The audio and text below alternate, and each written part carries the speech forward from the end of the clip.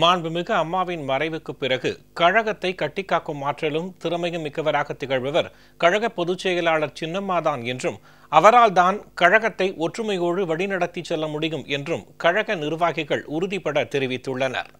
கழக துணை பொதுச் செயலாளர் திரு டிடிவி தினகரன் கைது செய்யப்பட்டதை கண்டித்து மதுரை புறநகர் மாவட்ட கழகம் சார்பில் திருநகர் 2வது பேருந்து நிறுத்தம் பகுதியில் நேற்று மாபெரும் பொதுக்கூட்டம் நடைபெற்றது. கழக செய்தி தொடர்பாளர் திரு நாஞ்சில் சம்பத், கர்நாடக மாநில கழக செயலாளர் திரு புகழேந்தி, கழக நட்சத்திர பேச்சாளர் திரு குண்டு கல்யாணம் உள்ளிட்டோர் கலந்து கொண்டு பேசினார்கள். கழக பொதுச் செயலாளர் சின்னம்மா கழக வளர்ச்சிக்காக ஆற்றிய அரும்பணிகளை அவர்கள் விளக்கமாக எடுத்து கூறினார்கள். சின்னம்மா பிறந்த ஊரு மன்னார்குடி. மன்னார்குடி என்னன்னு கேட்டா மன்னார்குடி இல்லையாது, மன்னர்கள் குடியாம். மன்னர்கள் குடியில் பூமியில் பிறந்த எங்கள் மன்னன், எங்கள் தியாகி சின்னம்மா. சொல்லு, உன்னை முதலமைச்சரா முதலமைச்சர் ஆக்குறது யாரு? இன்னைக்கு சின்னம்மான்னு சொல்றதுக்கு கூச்சமா இருக்குதா அவருக்கு? அந்த சின்னம்மா இல்லைன்னா இன்னைக்கு டீ கிளாஸ் கூட கழுவுறதுக்கு லாயக்கு இல்லாத பன்னீர்செல்வமாக போயிருப்பேன். அதுதான் உண்மை.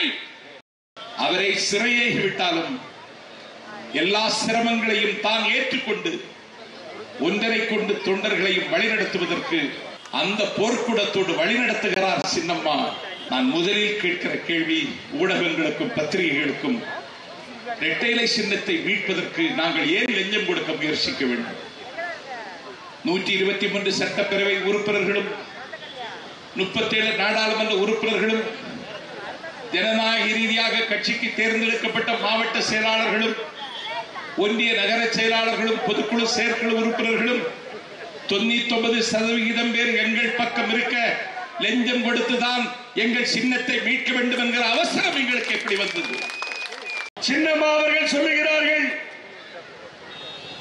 இந்த இயக்கம் கட்டி காப்பாற்றப்பட வேண்டும், இந்த ஆட்சி தொடர வேண்டும், எதிரிகள் கைகளுக்கு போய்விடக் கூடாது என்பதிலே கண்ணும் கருத்துமாக இருக்க வேண்டும் என்று சொல்லுகிறார்கள். சட்டமன்ற உறுப்பினர்களாகட்டும், அமைச்சர் பெருமக்களாகட்டும், இந்த ஆட்சி காப்பாற்றப்பட வேண்டும் என்று சின்னம்மா சொல்லுகிறார்கள். ஒரு விசுவாசம், அந்த விசுவாசம் அம்மாவர்களுக்கு அவர்கள் கொடுத்த வார்த்தையை காப்பாற்றிக் கொள்வதற்காக சின்னம்மா சொல்லுகிறார்கள். வேறு நாச்சியாராக அவர்கள் இந்த தினம் அவர்களை நாம் ஒரு உருவத்திலே பார்த்துக் கொண்டிருக்கின்றோம். 122 சட்டமன்ற உறுப்பினர்கள் மெஜாரிட்டியை சட்டமன்றத்திலே நிரூபித்தோம் என்று சொன்னால் நினைத்து பாருங்கள். அந்த தினம் ஒரு பெண் பாதுகாப்பு இல்லாமல் செல்லுகிறார்கள். அத்துறை சட்டமன்ற உறுப்பினரிடத்திலும் விசாரணை நடந்ததா இல்லையா? அம்மா, இந்த முதலமைச்சர் பதவியை பத்தி கேட்கிறார்கள். அப்பொழுது சொல்லுகிறார்கள் சின்னம்மா அவர்கள், பன்னீர்செல்வத்தையே முதலமைச்சராக பதவியேற்றுக் கொள்ள சொல்லுங்கள், போங்கள். அங்கேயே காலில் விழுந்தாங்க. கிட்ட கூட வர முடியல, அங்கேயே காலில் விழுந்தாங்க. அங்கிருந்து எங்கள் எதிரிகள் எங்கோ மறைந்தார் என்று சொல்லுவார்களே, அந்த எதிரிகள் எப்படி